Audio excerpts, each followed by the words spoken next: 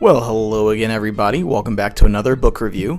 If you have been watching these or following these on Instagram for the last year, you may remember I did a children's novel last year, The Phantom Tollbooth. I reread it for a book club, and a couple months ago, through the school's library, was culling some books, and I randomly came across another one that I loved and decided I was going to reread it this summer, and that was Miss Frisby and the Rats of NIMH, which I read when I was a child and loved it then, and then also I loved the 80s cartoon movie adaptation of it, which was The Secrets of NIMH, and so I decided to give it a read, and would I still love it? And the answer is yes, I absolutely still did love it.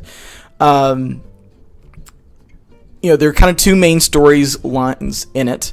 The first is Miss Frisby trying to get her house moved because if she has a sick child, and if they move their house, to avoid the plow for the springtime, then he will most likely die. If they stay, the plow will destroy their home and kill everybody. And so she's trying to find a solution to this terrible crisis. And her salvation ends up being a group of very intelligent rats.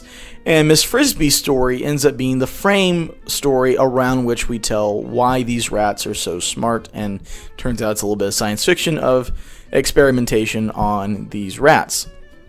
And, to the point that these guys can build a society with electricity and technology, and start to plot how can they build a society where they don't have to steal. And then we come back to Miss Frisby and the conclusion of her storyline, and the conclusion of the rat storyline for that matter. And do I still love it? Yes, I do. The one thing I don't know if I would have noticed it as a weakness at the time. I think I recognize it more as a weakness now. Is so much of the climactic finish really happens off page, and you kind of infer and imply and assume about what has happened to the rats.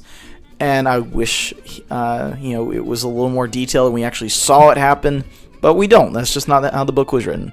But still a magical book, regardless of which storyline you're talking about in the book. And so I'm still going to give this 4 out of 5 stars, even as an adult. So you know what? Go read those books that you loved as a child, because it's so much fun to go back and revisit those.